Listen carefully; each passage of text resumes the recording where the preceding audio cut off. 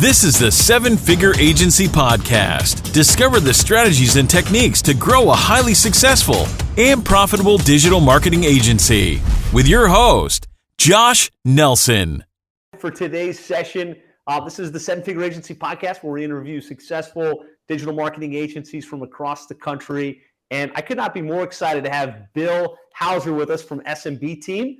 Bill, welcome. Thanks so much for being on with us. Man, I am super excited to see these heavy hitters that you're working with across the nation go out and implement this information in their agencies. So I'm excited. Sounds great. So as I understand it, Bill, you've grown your agency from start to $15 million per year over the last 4 years or so. Is that right? Yeah. So yeah, we're billing right now at coming up on the $1.5 million a month mark. I'm getting a little bit of an echo. Is that coming on my end?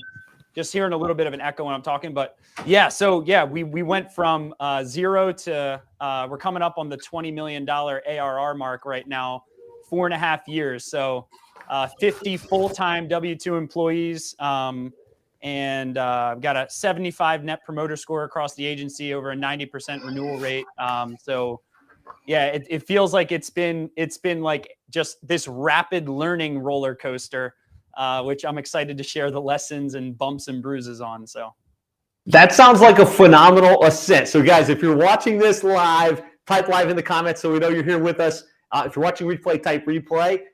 If you're excited to hear Bill unpack how he grew from 0 to 15 million and growing in less than 5 years, give me a yes in the comments and let's get into it. So I guess the best place to start, Bill, just tell us a little bit about your background and how you got started in the marketing world. Yeah, so I'm trying to give as much tactical value here as possible, but I do think the getting started story is important because for me, my story was just a lot of not so positive stuff. Unfortunately, my family went bankrupt in 2008. I watched my dad with his $2 million paving business go completely under, which led to basically his going to the bottle and ultimately almost committing suicide. So I actually got a video of my dad one day with a gun to his head about to take his own life at the end of everything that happened in the recession. And it was one of the most painful experiences that ever happened in my life. But it also was one of the greatest lessons I ever learned, because it caused me to really ponder around, why did my dad's business go under? Why did he go bankrupt when a recession hit? And what I found out was that he was not targeting a recession-proof niche, which we'll talk about today. And he did not have a brand, which, he was depending on just all direct lead generation, like Yellow Pages ads. And third is he didn't know how to build a team. So it was all dependent on his expertise. So when I started SMB Team, the first thing I looked into was, how do I actually navigate against being, contingent on a recession or GDP changes? How do we actually learn how to build a team? And then how do we also learn how to build a brand? So when I started SMB Team, because of the experiences with my dad, I decided to do the opposite of basically everything he did. And whereas he was running his business like by the seat of his pants, basically just entering each year with, what are we going to do this year? No strategic plan, no clear annual plan, no core values. When I started SMB, I had so much pain wrapped up in what had happened that I created a 10-year plan before I even sold one client, because I was so scared. And I wrote it all out in an Excel spreadsheet. And I wrote out my annual revenues every year for 10 years and said, I'm going to come hell or high water. I'm going to figure out how to reach these revenue numbers and do whatever personal development it took to get there. So now I'm here, and we're at year 4.5 of that Excel spreadsheet I created, 6 years ago or so. That's amazing, man. What a powerful story to go from, that experience growing up to where you're crushing it now. First of all, congratulations and kudos. It's phenomenal what you've accomplished. Tell us a little bit about kind of your agency, the niche that you serve, kind of what your business model looks like. Yeah. So the the first point, I think that's really important to hit on. You added me to the Facebook group. Thank you for doing that. You have some amazing people in that group. So you've really built a movement around what you're doing. And I was looking at some of the comments before today, just to think about like, what are people bringing up as problems? And the first thing I notice is some people are targeting the wrong niche, right? So like I was looking through, like, if you're targeting restaurants throughout COVID, you're screwed. If you're targeting fitness studios through COVID, you're screwed, right? And so I want to first start with like, I'll share why we chose lawyers and the business model behind it, which is your question. The reason we chose lawyers, which is our primary niche, was not from what do I like? The market doesn't care what you like if it doesn't actually tie into a valid business model. What I mean by that is if you're passionate about underwater basket weaving and no one needs marketing for that, the market doesn't care that you're passionate about underwater basket weaving, right? So I was not passionate about lawyers, but I found a way to become passionate about lawyers after I did research on IBIS World. And I found that the legal vertical, along with about 20 to 25 other service verticals, were not tied to GDP changes. So what that means is that when like right now, consumer sentiment is the lowest it's been in 10 years at the time we're doing this. And GDP changes typically follow dips in consumer sentiment. So when people get more anxious, when a recession is looming, people stop spending money on stuff. So discretionary verticals are going to see a huge dip in agency revenue. That's why I really respect what you built, Josh, is the HVAC and plumbing vertical is not tied to GDP changes. There's some dips, right? But if someone's air conditioning goes out in the middle of the summer, they're not going to wait until the recession ends to fix their air conditioning, right? Yep. So there is a high level of sustained need behind HVAC and plumbing as a vertical. Similarly with legal services, if someone gets hit in a car accident, consumers are still going to demand lawyers, right?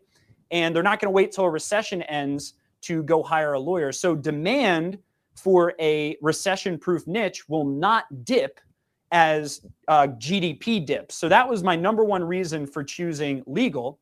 And then separately from that, we looked at, I learned a lot of this from Jeff Bezos. Like when he went into Amazon, he talked about, he did an analysis around books. He didn't just stumble into books. He looked at the growth rate of the internet, right? And he combined it with the pain points of buying books through physical stores. And he met the trend, right, of the internet with the pain point of book sales, right, through a traditional brick and mortar. And lo and behold, he found Amazon, right?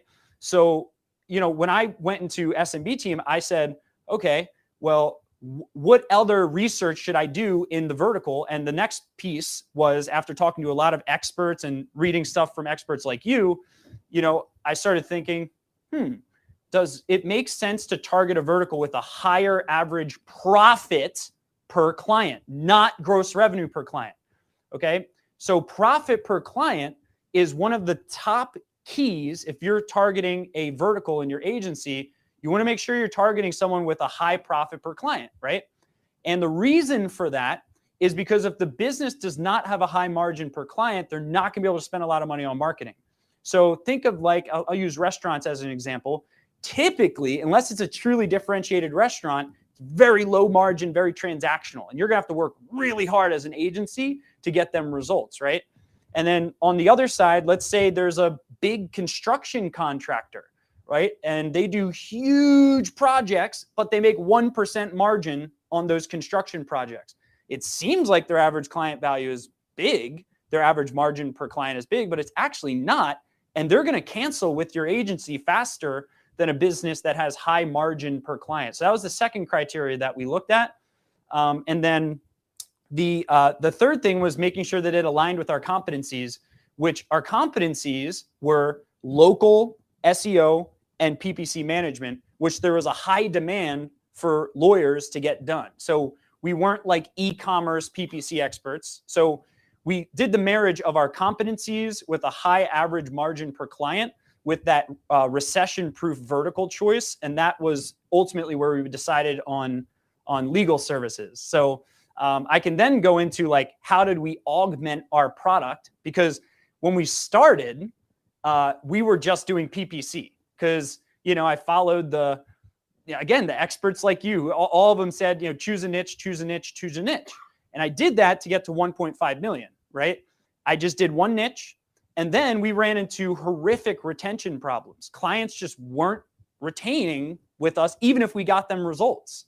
So rather than going and pounding my head against the wall saying, we're a PPC agency for lawyers, we're a PPC, we went and we rethought our business model, right? So we went, did research, we read all these articles, we hired a consultant. We found out that the highest retention agencies were not selling a la carte services. They were selling full service, right? So I had a very difficult choice to make. Do I want to just be a PPC expert, or do I want to go into an area where I'm not really that comfortable and build a team around something I don't know a lot about? So I chose that second option. So we started throwing in website design, SEO, Facebook ads, and the PPC. And then as soon as we combined all this together, our retention rates skyrocketed.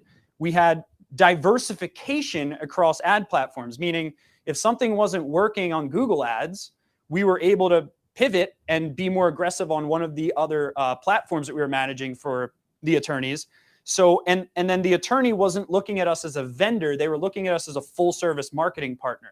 And there was just a certain level of added trust when we went full service. And yeah, I don't know if we want to go into this, but we also built an $8 million coaching business as a bolt-on to our agency, which coaches the attorneys on how to build a better business so that as we send them leads, they can actually scale alongside it, kind of like what you're doing with Seven Figure Agency, we do for attorneys. So yeah, it's just been, I would call all of that, I would bucket that all into business model innovation. Like, don't be afraid to not tolerate what your original skill or passion was when you started your agency. Love that. So good. I love the fact that you really thought through, like, what's the right niche? And it's not just, whatever I like. It's like, what's going to have the right economic model for me that makes sense. I liked thinking about the profit per client and making sure that they would have that financial resource. Really, really great insights, guys. Comments in the chat here if you're getting value and you're kind of getting some takeaways about how to think, all the way through to like planning out 10 years in advance. Like, if I want to go to X, let me think that through in advance and plot it out, right? You can never get to a destination if you haven't thought that stuff through in advance. And then kind of innovating the offer, right? Not just like I'm a pay-per-click company, but now I'm a full-service company that helps these legal practices generate results, grow. And I guess at some point you recognized just generating the leads wasn't enough. I need to also help them figure out how to convert those leads and how to, really run their business model. And that's why you got into the coaching side of the business. Yep. Love it. Lots of great insights as you explain that. What is it that an attorney buys from you today? So if somebody wants to become an SMB team client, like, what are they buying? How much are they paying? Just kind of give us the lay of the land on that front. Yeah. So right now we have two. It's funny. I say right now with extreme caution because we innovate so fast. Constantly changes, right? Yeah. So right now we're selling what's called Elite 360 Max.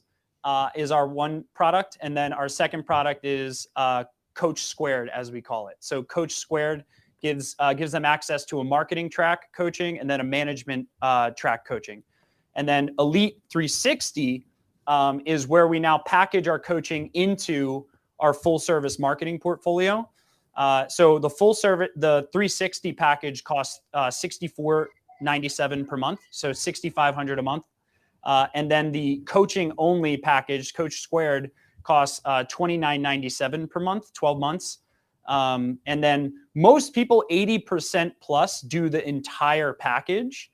And, it's very interesting as we've gone up in pricing, it's become easier to sell. And the reason is because I'm able to more easily, don't let me forget talking about how we sell from stage, and you got to get into that for this, but yeah.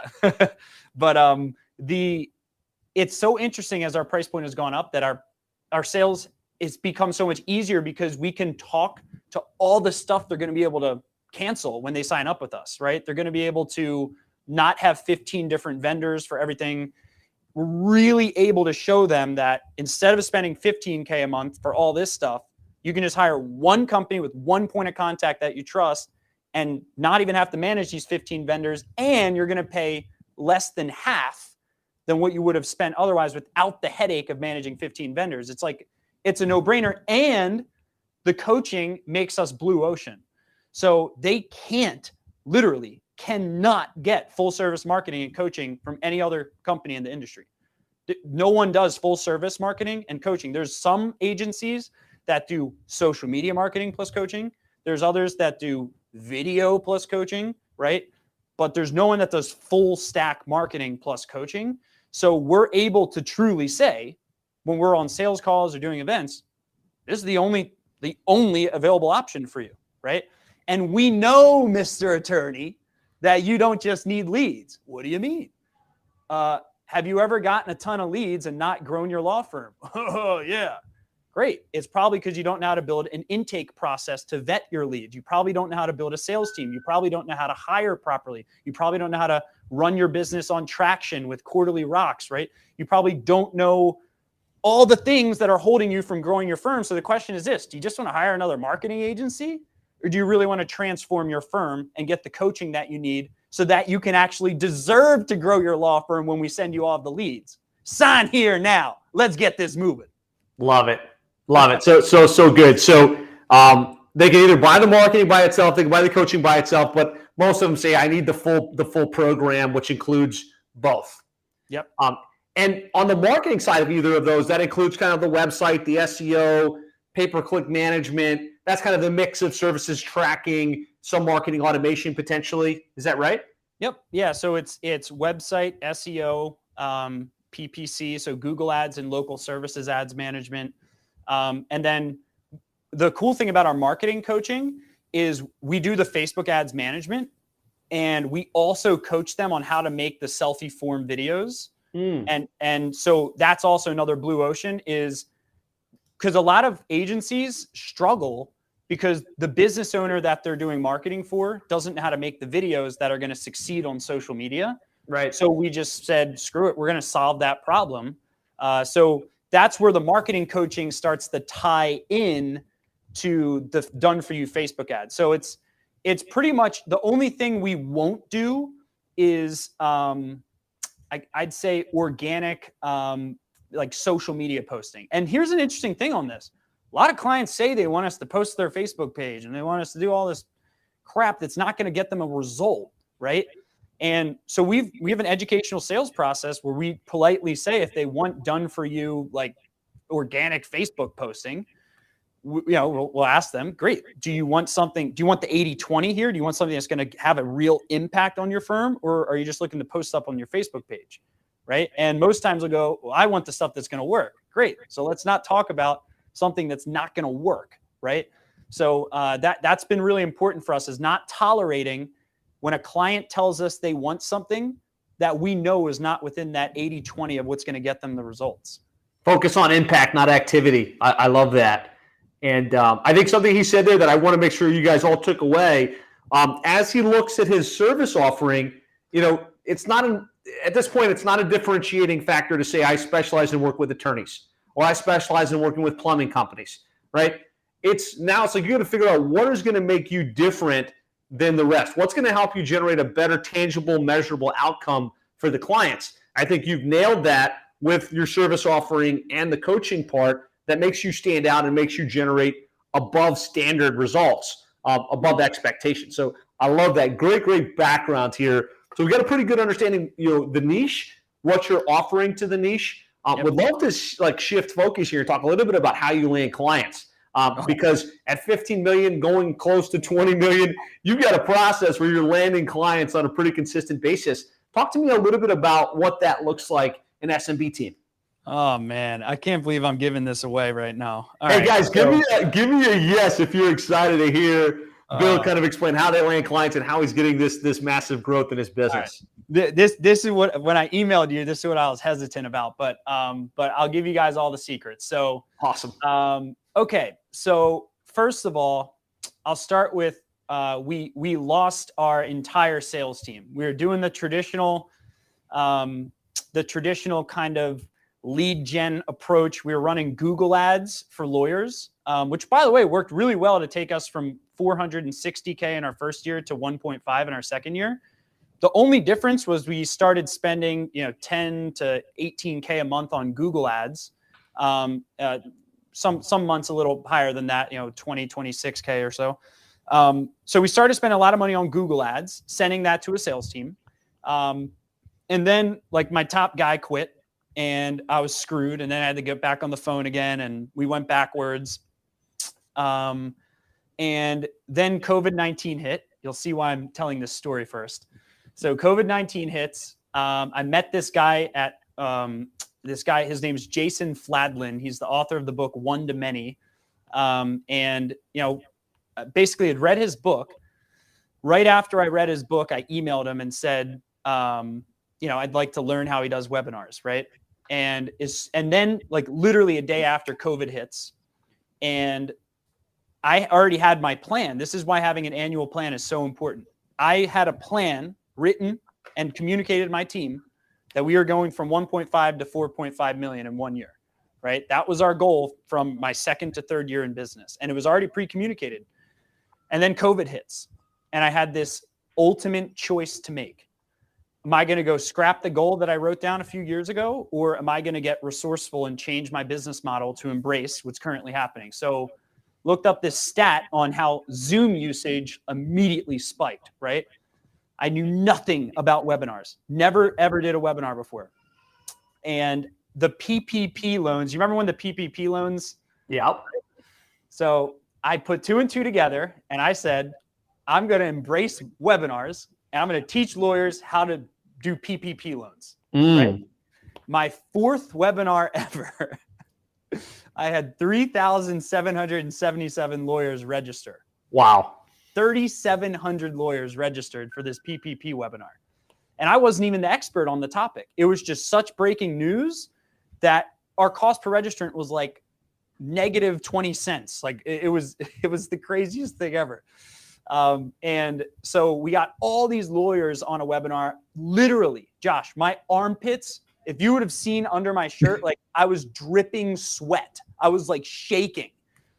And I found this PPP expert. I interviewed him, and that built our email list by 3,700 people with that one event.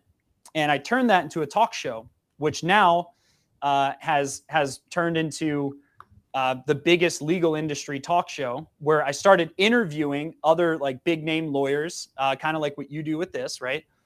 And then that turned into me interviewing Ed Milet, Damon John from Shark Tank, Kevin O'Leary from Shark Tank, James Clear, Vern Harnish, author of Scaling Up, Magic Johnson, Emmett Smith, all-time winning leading rusher in the NFL. It's crazy. And it just spiraled into this webinar-based talk show that I would hold on Tuesdays at 4 p.m. I had no intentions to sell anything, Josh. No intentions. I was just like, how can I provide value to the legal industry? And then I ran into this problem. After like a month of doing all these talk shows, or 2 months, I'm like, how am I going to make some money from this? I got these huge goals, right? So then, I reached out to Jason Fladlin again, and he agreed to giving me a one-on-one call with him for some odd reason, because I showed him the 3,700 people I got on the event. He's like, I got to see how you did this. So he took the call with me, and he told me everything he knew about selling from webinars, right? So within 1 week, I shut off my thinking mind after that call and just launched this course it's called the Grand Lawyer Marketing Plan.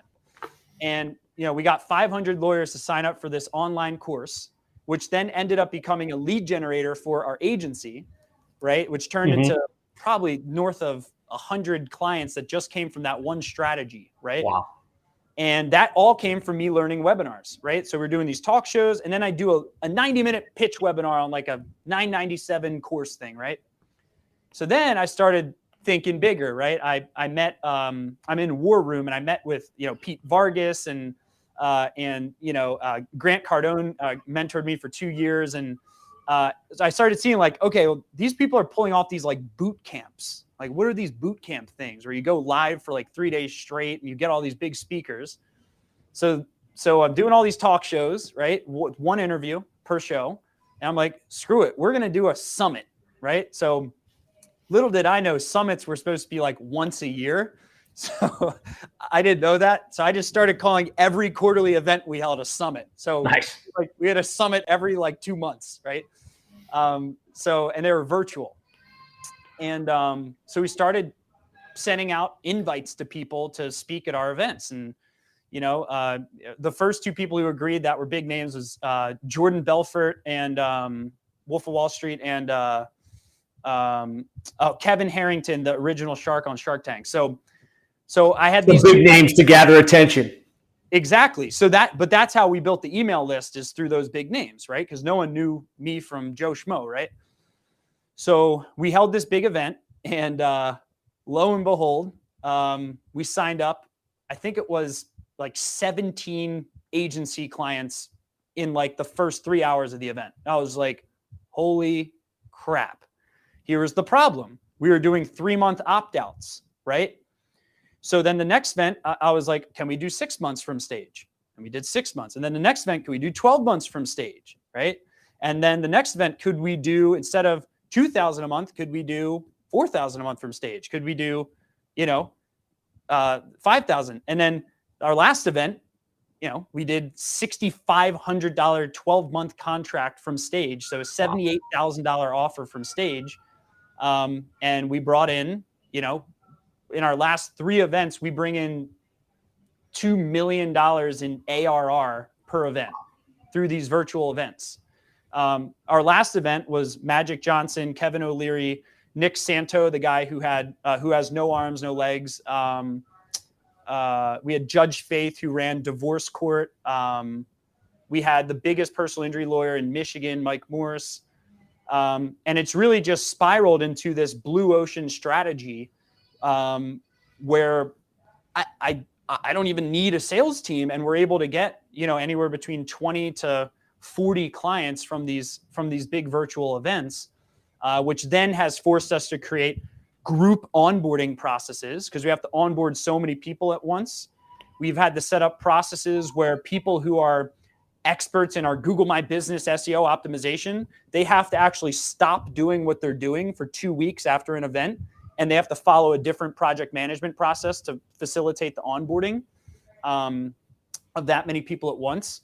So that, in a nutshell, is kind of our sales strategy. Is we're doing these big virtual events. I think the big thing I want to give everyone as a cautionary tale is you have to sell risk reversal at the event. I know it sucks, but if you can figure it out, let me know. But I don't believe anyone's going to sign up for a $78,000 offer without some trial window of something, right? So we have tested this. We completely flopped on an event where we went right to the full contract commitment.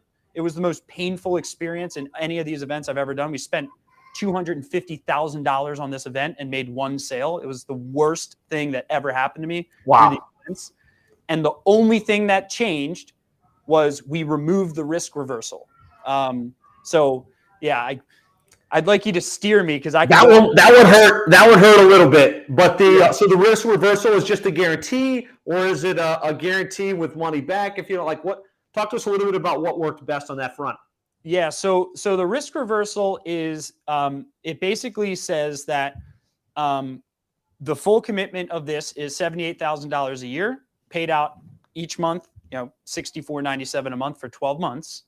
But since you're at this event, right, and I know you don't know everything you're getting into yet, we're going to be extending you a 14-day risk-free 3-step guarantee. Never say trial. Ever.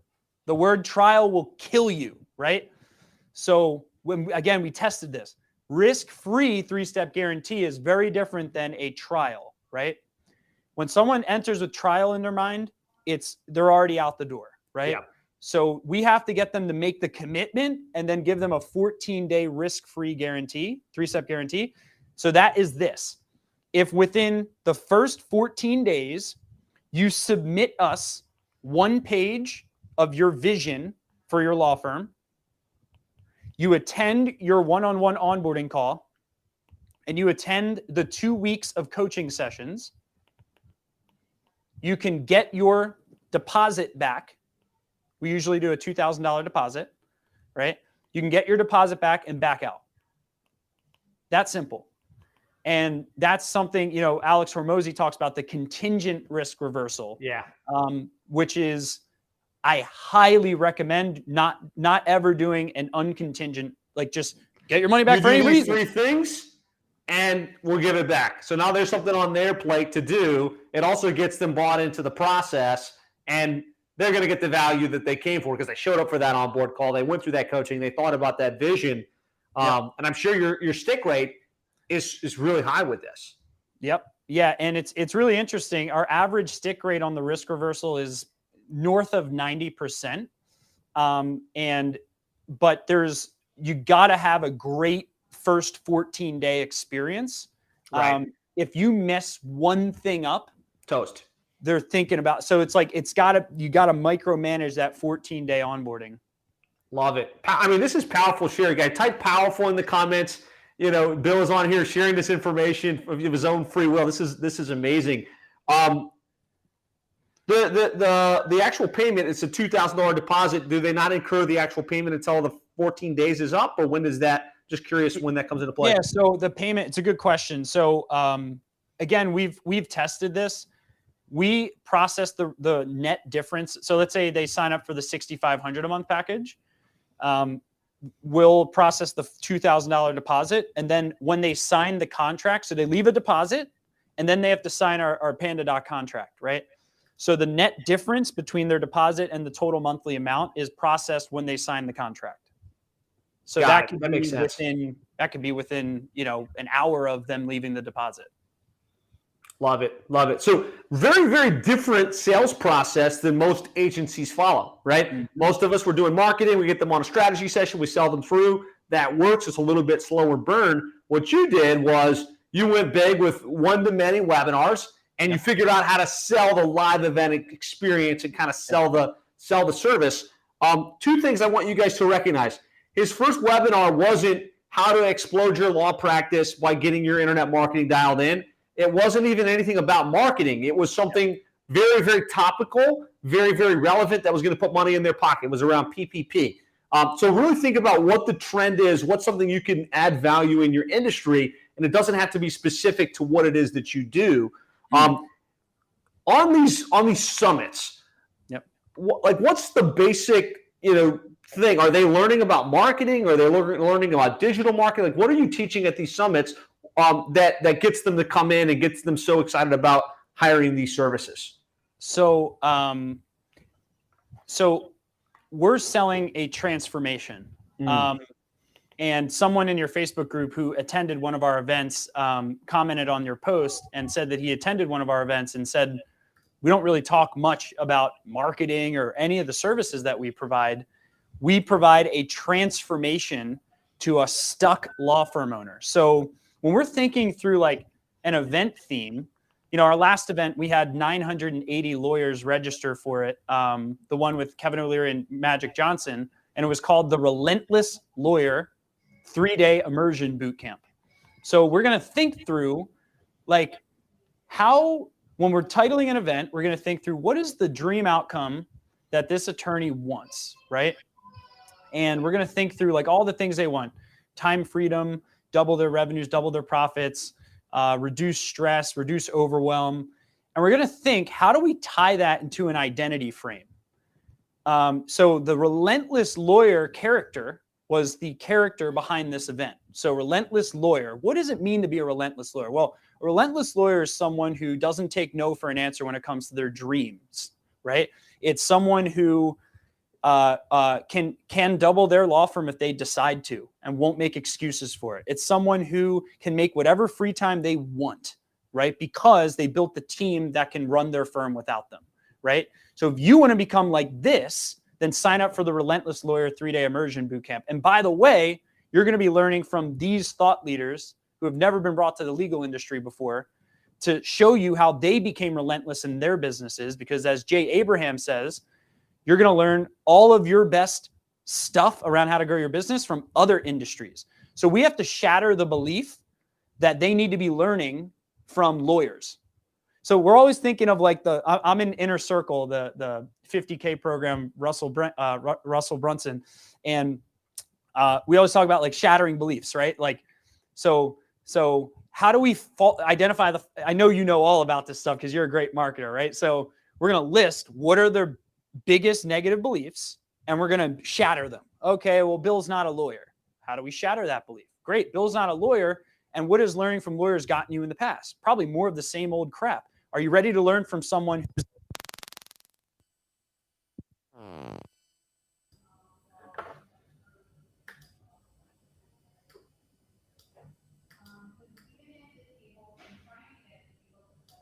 No, I think I might have lost your audio here for a sec. Can you hear me okay? Let me see. Somebody in comments, let us know if you're still hearing. Yeah, they can't hear either. Interesting. You might just need to check your audio plug real quick because something is not coming through. Guys, while he gets the audio back, what are some of your takeaways? What are some of your insights? What are some of the things you learned? Are you guys hearing me as I'm speaking? Can you hear Josh?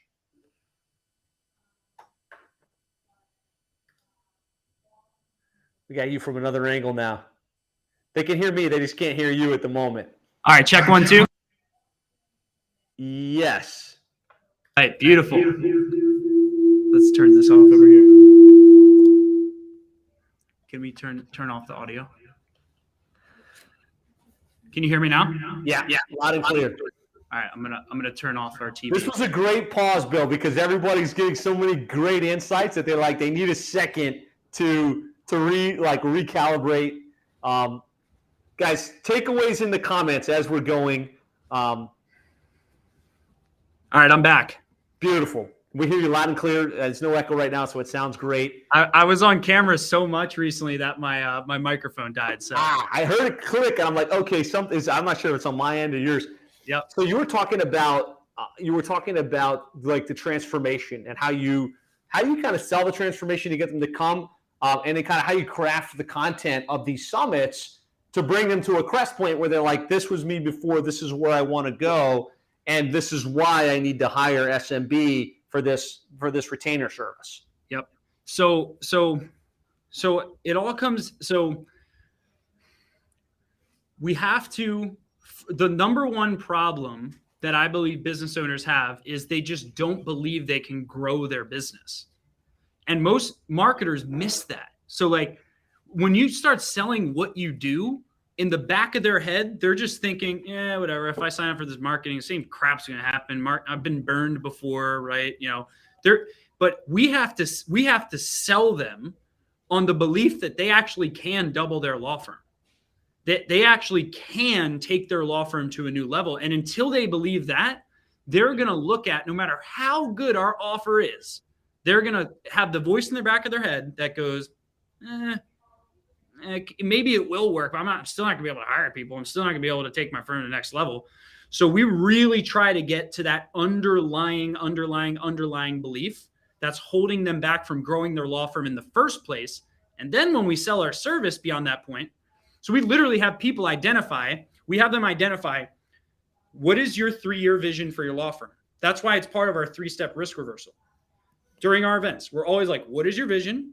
What's going to be required this year in your budget to make that vision come true? Are you going to have to spend, what a lot of experts say in the legal industry is you're going to have to spend 20% of your annual goal, 20% of your annual goal, this year's goal, on marketing if you want to scale your law firm. What is that number? Write it into the chat right now. Let's hold you accountable to it. Is everyone committed to spending what's required to reach your annual goal that ladders up to your 3-year vision? Yes or no? Because you might as well sign off of the event right now. Right? So I'll do like the push away. Okay, great. If everyone's committed to actually spending where your vision and where your potential is, right?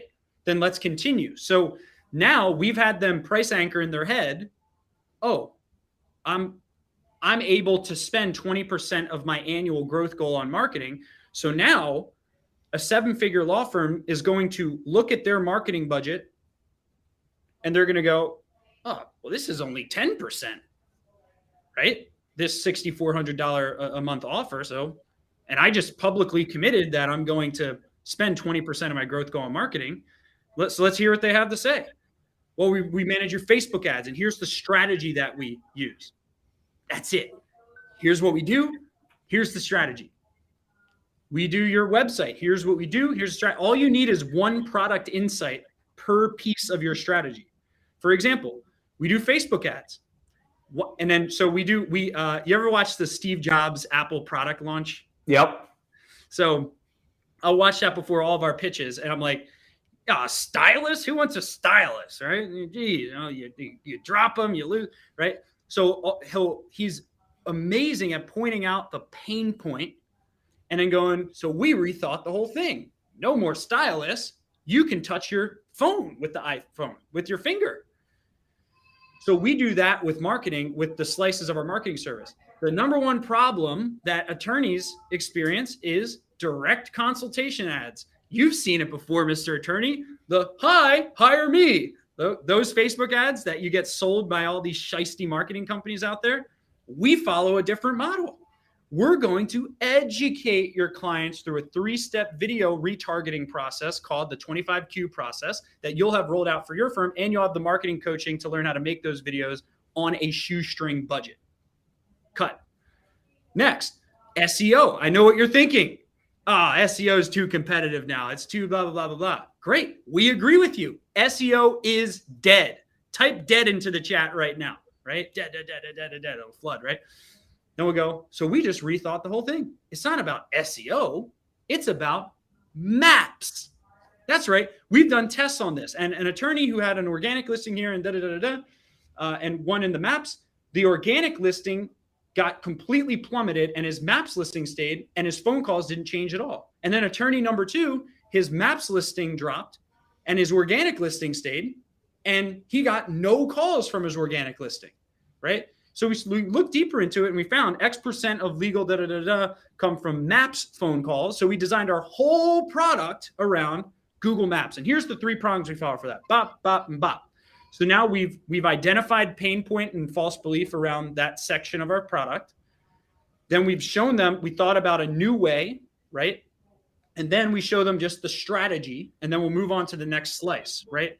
So then when we're doing the pitch, we're able to go, you're able to get access to not only the social media, not only this, not only that, but all of this for the price of, and we'll do a bigger price, and then we'll do the whole infomercial price drop and urgency and all that good stuff. So I guess I'm technically an infomercial salesman. Masterful stuff applied to the digital marketing space. I love it. So you're creating this transformation that they buy into. They come to this summit. They hear amazing speakers. They get inspired. They get excited. They buy into this future vision of themselves, right? And of course, there's interaction happening. There's chat happening. And then you get them to make this pivot to like, so what does it take to make that a reality? And they start to think about increasing their budget and spend. They start thinking about what they'd have to do with marketing. And then you position your agency services and your coaching as exactly what they need to make that transformation reality. Yep. And I love the way that you get them to commit to that 20% increase. And now they've just created this money that needs to be plotted somewhere, and we're better than with your program. So good. Yeah. And I'm sure you could go for a day on this topic of like how to promote the event, how to get people to show up to the event, how to get these big name speakers and how much to invest in it, and then how to craft the actual experience and the content where it's useful, but also is seeding the service, it's seeding the testimonials of other attorneys that you've worked with, and then ultimately how to make the offer and get people to say yes and plot down that deposit and stick around. Wish we had time to go that deep. Maybe we can convince you to do some type of masterclass for the group at some point on this topic. I'd love to. Guys, one in comments if you've taken some ideas here that you're like, man, this is good. It's next level thinking. It's much bigger thinking in terms of selling one to many instead of one to one. Just curious, in terms of the sales process, in between the summits, Do you still take clients? Are you still doing some strategy sessions with the sales team? Yeah, so we have a 3-person sales team, and we still make a ton of sales from our sales team. And the key, I think, is that we're very clear on our dominant marketing process, and it's the events. And I always go to bed at night. I know, you're a serial entrepreneur like me, right? So we go to bed at night, we think, I could be doing SEO, which I know you're really good at, right? With the plumber SEO stuff you've done, right? We could be doing more SEO. We could be doing this new strategy. And what I've just learned to do recently is just stop worrying. If I could get 2,000 registrants at my next event, I don't need to do any of the SEO or anything else. So what I'm trying to look at is, what is the marginal impact from taking something I'm already excellent at and becoming world-class at it? And that right now for us is those events. But to answer your question, the sales process between events, we'll have some evergreen funnels running. So we'll typically have like a simple ebook funnel that goes to a consult.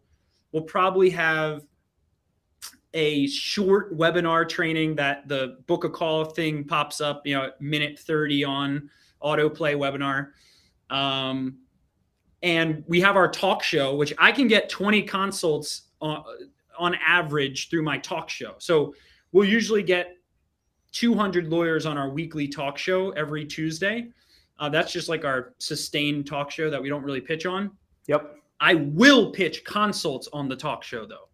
So I will say, hey, if you haven't learned about Performance Max, always try to find something new, right? Like, how many of you are using Performance Max in your current law firm's PPC arsenal right now? What's that?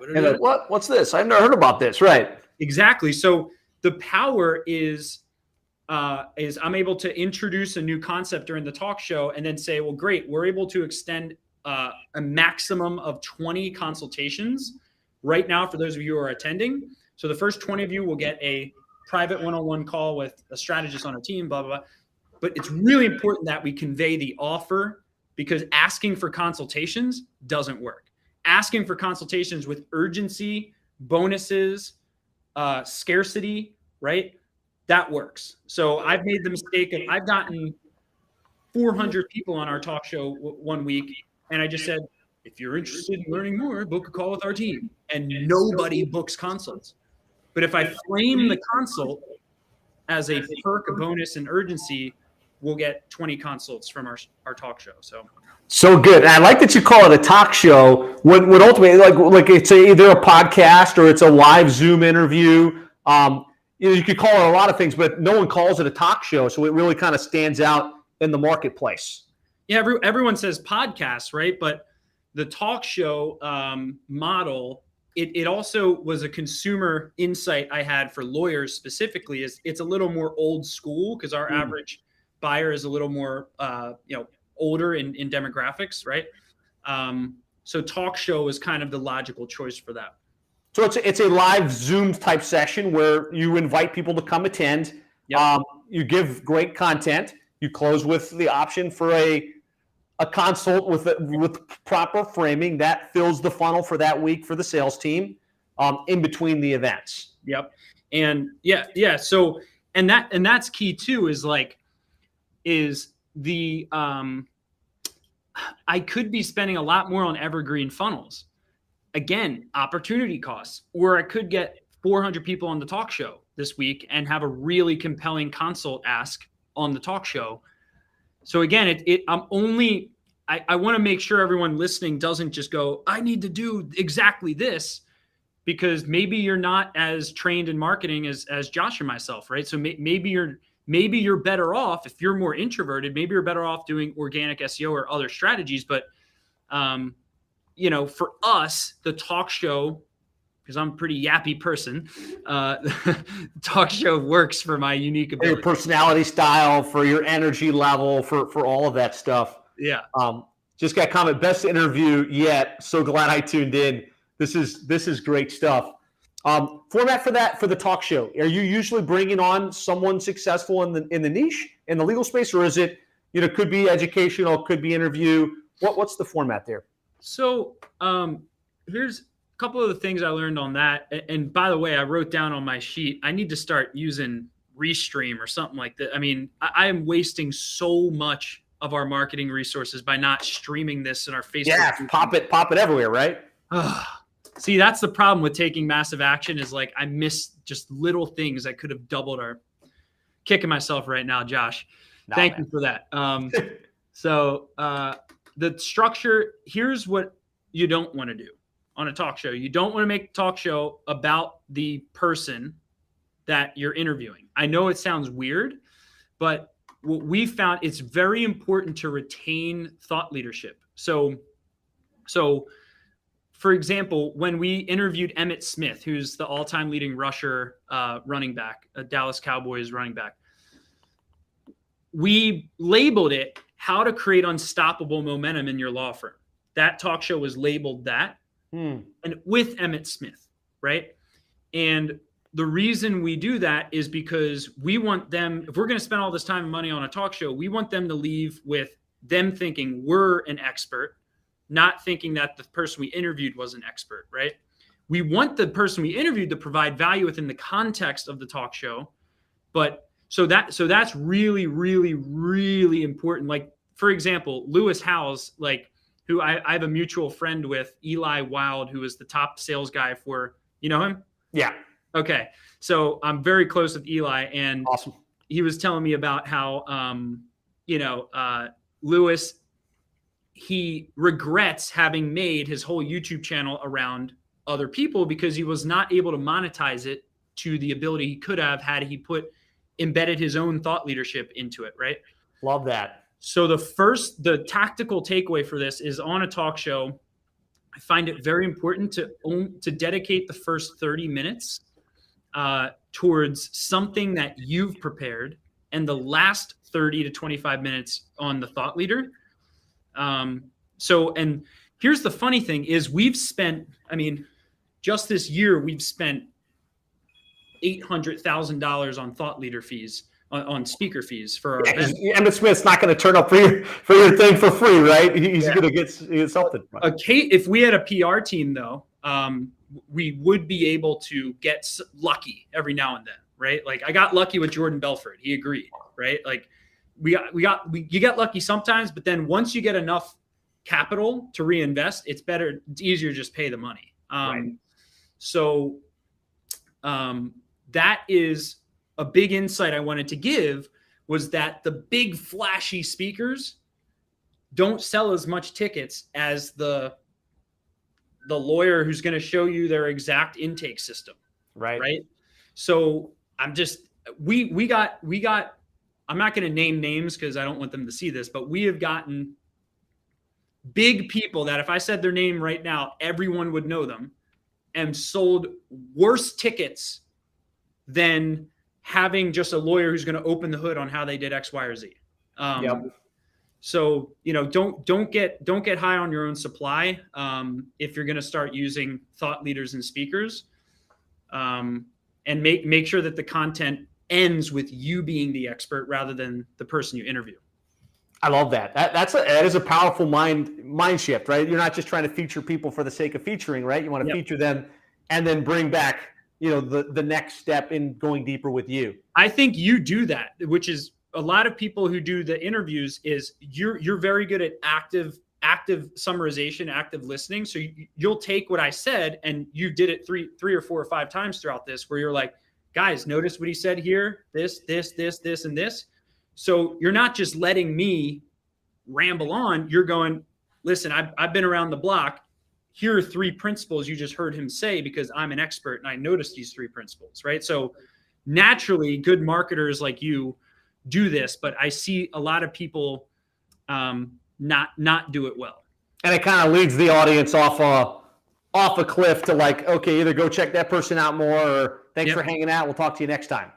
Yeah, but with you, like I keep using you as a great example because like you I would say are an exception because of how much value you're providing in so many different areas. I'm saying for most people, like you could get away with making your talk show around other people because you're providing value in so many areas that you can make this show all about me and people are still going to know, like, and trust you. So But for most people getting started, I would say that you would want to avoid making it about the other person. Love that. So we've got the big summit. We've Yep. got the weekly talk show. It happens every single week. Yep. Sometimes you're paying for someone. Sometimes it's someone that just wants to come on and share. Yep. That fills the pipeline, keeps things cranking for the 3 sales guys. Plus, we've got like a Facebook ads funnel that people can opt in for and kind of enter a webinar funnel. That keeps the revenue growth happening. Would love to talk a little bit about delivery and retention at scale with the time that we have left. Yep. Give me a one in the comments if you're good with like squeezing a little bit more out of Bill while we've got him with us. So I still got like 20, 30, 50 people at once. Talk to us a little bit about how do we deliver this world-class experience right out of the gates. Yep. So, and I can go again until like 4:15 Eastern. So, we can dive into this. So here's the interesting thing, Josh, is like, I'm good at the event stuff and like, I'm passionate about it. Right. But the thing I go to sleep at night worried about is precisely what you just asked about. The event stuff, like, that's cool. It's exciting. Everyone wants to know more about it. But I go to bed at night worried that we're going to lose all of our clients and go up in flames. I mean, that's my secret entrepreneurial fear in the back of my head, is that everyone's going to leave. All of our renewal rates from last year were just a joke and luck. I could see you smiling because these are these are the fears of an agency owner, right? So this is the most important thing, hands down. If you can retain clients, I don't care what your sales process is, like, it trumps events 12-1. Why do I say 12-1? Because you're only getting someone for the first month or half month at an event. Like, what happens the 11 and a half months after the 14-day window? Like, and why would they this is the question I always ask myself. Why would they enthusiastically renew with us for another 12 months without a sales pitch? Why would they go, yeah, I'm going to renew with this company because they over-deliver? Like, that's what I'm worried about. So here's what I have for that. The first thing is Net Promoter Score has to become like your holy grail. I mean, surveying clients, it's going to suck in the beginning. You're going to get a low Net Promoter Score. You're going to think, oh my God, why did I ask my clients for feedback? You're going to regret doing it when you roll out Net Promoter Score the first time, right? And then you're going to start reading. So I was just going to say, Net Promoter Score, for those of you that don't know, is basically you send a question on a scale from 1 to 10. How likely would you be to refer us? Yep. Anything less than a 9 or a 10 means you've got a problem with that client, right? And you need to work on it. So sorry, I just wanted to interject for those that might not know. Yep. So Net Promoter Score, it's a survey you send, randomized, not manual. Don't just send it to the happy clients.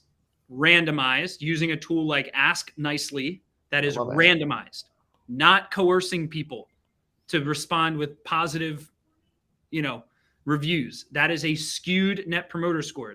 You're not looking for positive stuff here. You're looking for insights. So someone will respond back 1 to 10 and how likely they are to refer you, right? And a 9 or a 10 is a promoter, a 7 or an 8 is a passive, and a 6 below is a detractor. The average agency Net Promoter Score, I read in an article once, is 0. Meaning that the detractors net out from the promoters in most marketing agencies. There's been another study that was released that said it was 30, right? That is not good, okay? An excellent Net Promoter Score is 60. A world-class Net Promoter Score is 70 plus, okay? So our first Net Promoter Score was trash. We heard all these complaints. It was probably around like the, I don't even know, 15 mark, right? Just because all the people who were angry just happened to respond to it the first time we rolled it out, right? So we, in a humble frame of mind, we looked at their complaints and we said, you know what, they're right. And we took ownership for every single thing they complained about. If they were saying they weren't getting enough leads, We said, why does this precious person who's trusting us with their marketing think this? Was it an expectations problem? Was it a true product problem, right? Or was it some budget problem or something that they decided on that was not right for their strategy, right? She started reverse engineering, like, why is this client saying they're not getting results, right? So the first thing that net promoter score caused us to change, I actually had 2 one-on-one calls with Joey Coleman, the author of Never Lose a Customer Again. And he told me all this stuff. He was like, okay, it's all expectations, right? So we built this elaborate expectations agreement that we rolled out to all of our clients. And literally, there are checklists. They have, in order to proceed to step 2 of our expectations agreement, they must check each box. I understand that at around month 3, I'm going to complain about leads, and here's going to be the contributing factors to that. Check. They have to check the box and then click a button that says, I have read and understand number 1 of the expectations agreement. Okay, number 2.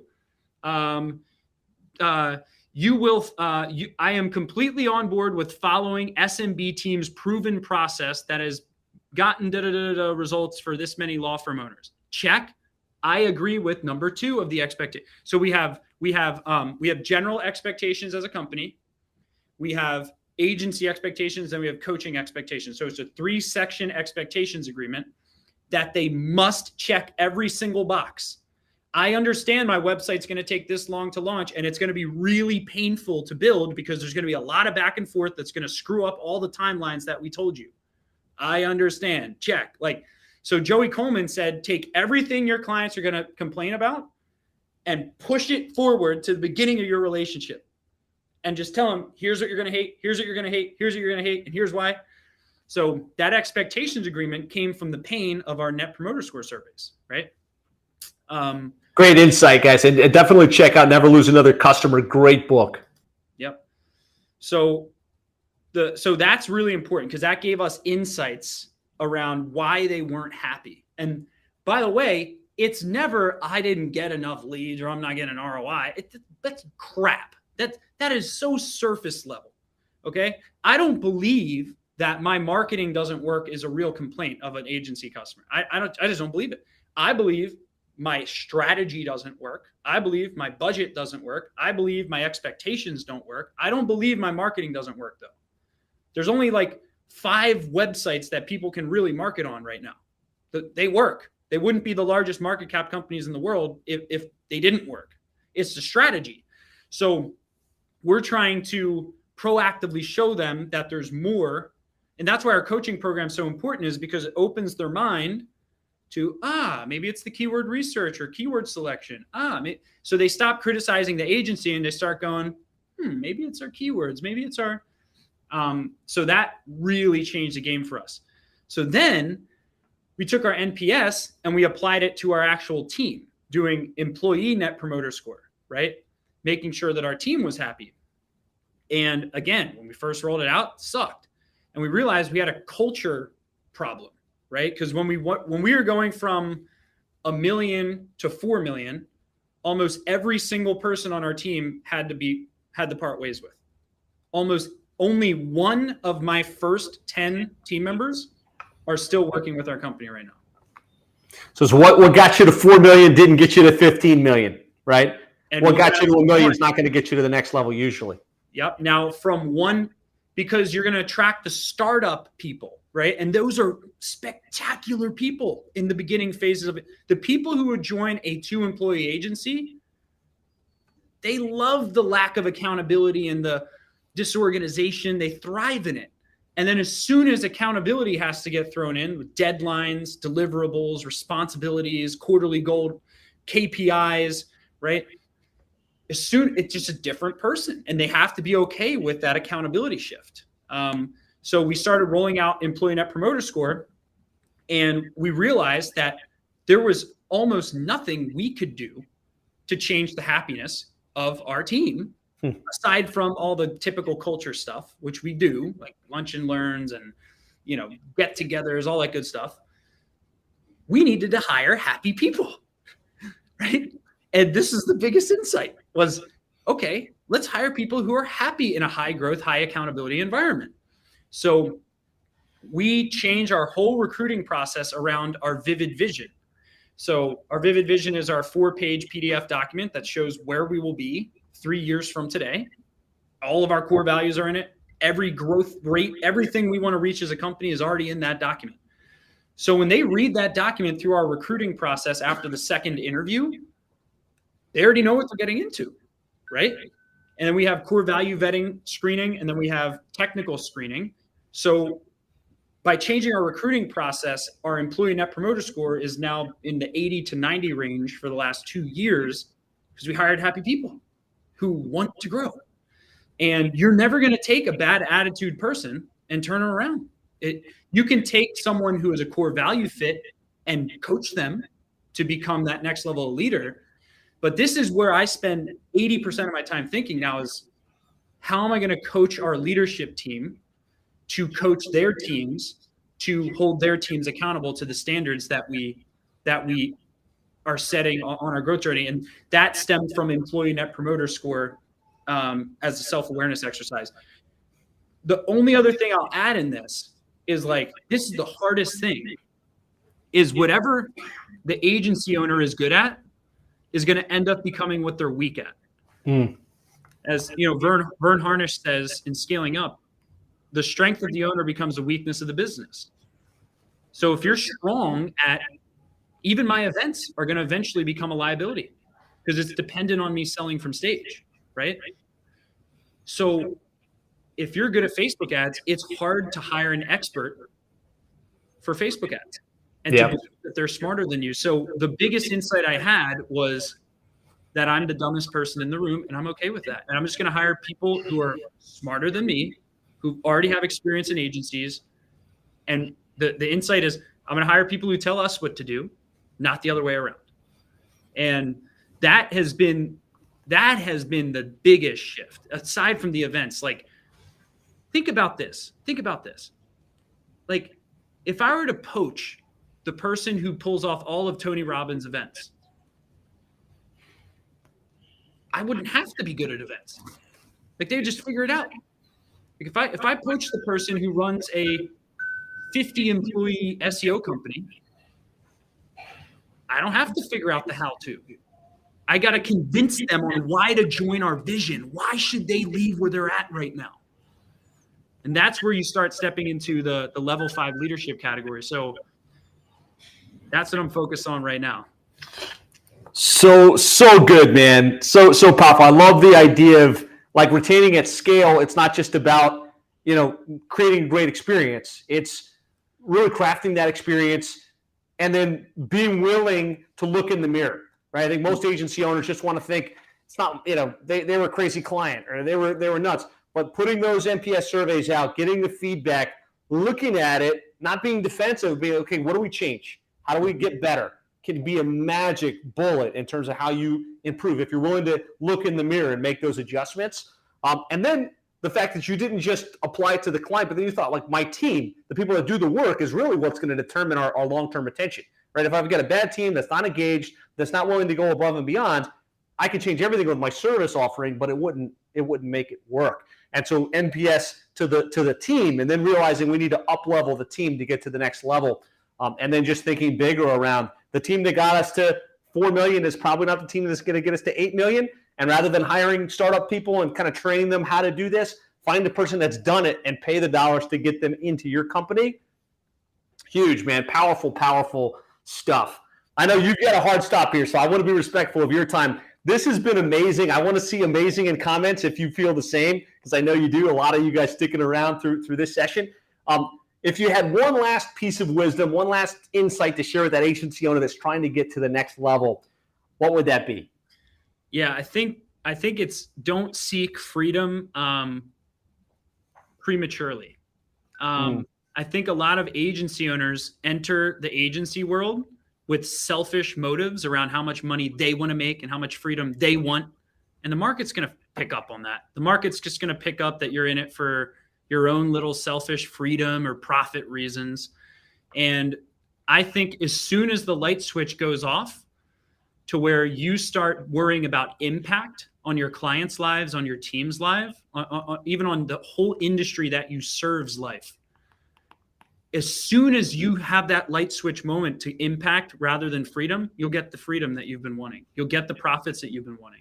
And I know for me, I read the 4-Hour Work Week years ago from Tim Ferriss, and I was like, I'm going to do this. I'm going to autopilot all this stuff. And, and I tried it, and I wrote this ebook and tried to create this info product business, and it didn't work because it was all about me and my own little selfish needs to have profit and freedom. So I think my parting piece of advice is, really, really attach to what impact do I want to have on my industry? Like, if I were to die this week, what would I want other people to say about me in my industry that I inspired them to do? And then you'll be just mind boggled with how the freedom appears and the profits that you've been wanting and the growth you've been wanting gets reciprocated by the universe. That would be my last little tidbit there. So good. Focus on impact first, and freedom will follow. Yes. Love that, man. So many great insights, so many nuggets, so many great resources. You mentioned some masterminds you're in. You mentioned some books that you've read that have influenced you. Amazing stuff. I'm so sure if the listeners want to, Traction, EOS. I like the fact that you said you coach the attorneys on how to implement EOS, which is, we run that in our agency. We show the agencies how to implement that. It's a game changer and leveling up and creating that freedom over time. If the agents who want to connect with you, learn more about you, what would be the best way to do that? You can follow me on Instagram, Bill Hauser Biz, BIZ, Biz. And I think another good resource for everyone is to go to tools.smbteam.com. I have all these personal development tools that I put into this bundle one day. So yeah, you can just get all my personal development growth tools for free at tools.smbteam.com. Amazing. Other than that, you can always email me at bill@smbteam.com. Bill, congratulations on building a $15 million business. I have no doubt it'll be 20 and north of that very, very soon. Thanks for your generosity and coming on and sharing this with the group. It's been a pleasure. I know I've got a ton of notes here that I'm going to take back. And thanks so much for sharing. Keep crushing it, and we'll take it from there. Awesome. Thank you so much, Josh, for everything that you do for the agency community. It's inspiring to see someone with just pure motives and someone who really wants to help people. So I'm happy to help in any way I can. Excellent. Thanks again. And guys, if you want more ideas and insights on how to grow your digital marketing agency, go to sevenfigureagency.com. You want to listen to more interviews like this, you've got a whole inventory that you can go back and reference. Bill, this has been great. I know you got to hop. Thanks again for your time. Thanks, everybody, for checking in. In comments, what are your takeaways? What are your action items? And we'll leave it there. Thanks again, man. See you later.